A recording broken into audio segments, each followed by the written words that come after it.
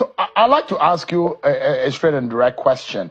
If there is one thing that could allow for peace, perhaps a permanent one, and it's for you to give, are you willing to give, Governor Fubara, for the sake of peace? Sure. I can quote names here. I can quote names, but for some reason, let me leave it. There is nothing I've not done on this earth for peace to reign. I can tell you the truth. I can tell you the number of times that I've kneeled down to beg that let's allow this issue to go. But, I feel, like I said, I don't even want them to talk about this. I've done everything. And if, even as at today, if there's anything that I can do, or there is any way we can get to a point of making peace, I assure you, I'm willing to do it. Because this is important to me. Governor, Chief Security Officer, as written by, when I say the Constitution, but when you don't have control over the security agencies, how can you achieve a complete protection of life and property? I just said here that I'm praying that the new commissioner that is coming will give me all the cooperation for us to work together. If we're not talking about a formal security agency, that is a different matter. I don't need to go down to go start using informal security to secure the state. No. We are not in a, what I call it, Banana Republic. We still need to put all our energy, our support, and rely on the Nigerian police and the office of the DSS for protection of life and property in the state. I can assure you, I have all it takes. I have the guts. You've seen it in a few in a few things. I can do a lot. But in all, I also try to control what I do, so that if I'm asked anywhere, why is this action taken, I can defend my action. Governor Fubara, let me ask you quickly. There are those who are of the view that what happened over the weekend, where APP, a party that a lot of people think that you supported through the back door, because your party, according to you, do not have that kind of control, won 22 out of the 23 local government chairmanship seat. There are those who think that you have crushed Wike's structure and you have politically now being in at this driver's seat in Rivers there. Does that give you some confidence that it will help you politically to drive on? When you say the issue of structure, political, no, I think we're getting it wrong. Rivers State was on a crossroad. The Supreme Court gave a judgment that all the councils should transit to elected council chairman. Unfortunately, at that time, we were running on a caretaker.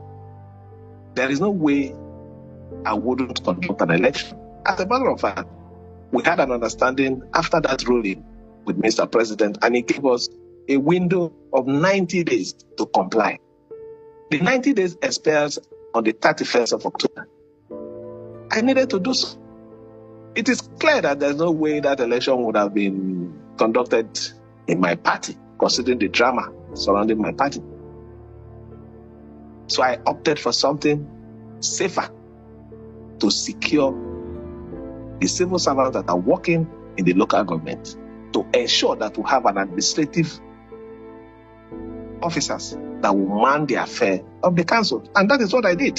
So if it's the issue of structure, I don't know what you're talking about. That's not my issue now. My issue is to ensure that the council work effectively, that there is no problem in Rivers State. Because the way I saw it was going, it was like they were trying to cage the state, to put us in a situation where once it gets to 31st of October, Rivers State will not function in the aspect of the local government. So I had to do something about it. And that is the truth about it. It's not an issue of APC, APP, or whatever. I still remain a member of the People's Democratic Party. But do you regret your action of using the APP as an SPV? I said not at all. Not at all. If you had the opportunity of doing it again, would you do it? I will do it again. But Your Excellency, can you tell Nigerians tonight who is the leader of the PDP in Rivers State? I think I heard Chief Bode George just explain to you. I think that is one of the greatest problems that we're having here. I don't know who is the leader. I'm not contesting leadership with anybody. I just want peace in my state so that we can move ahead. Thank you. Yeah, Your Excellency, just before I allow you to go, sir, can you tell us, if you see Governor Wike right now, what would you be telling him? I'll tell him that there's going to be a point where he needs to let go. We need peace in these states. You don't necessarily need to win all the fights. At times, you just let go. Be sick of the good people of the state and the love that he has always professed for the state. We need to secure the state. We don't need to burn down the states. Fubara will leave tomorrow. Who knows who is going to come? Maybe through him, maybe through a person. But we need to keep the state intact. Governor Fubara, thank you. Did you ever, ever thought that this could happen with your political godfather? Ever, when you were running for this office? Did you ever think that things will go awry between both of you? Sure, if I've gotten, any sign of it, I wouldn't have been here. That is the truth. There was no sign of it. And that's why I followed the course to this point. So from your own point of view, you are not the cause. You are a willing follower of Governor Wike, but you thought that you are in a difficult situation that will not allow you to do your job well. Is that the situation? Sure.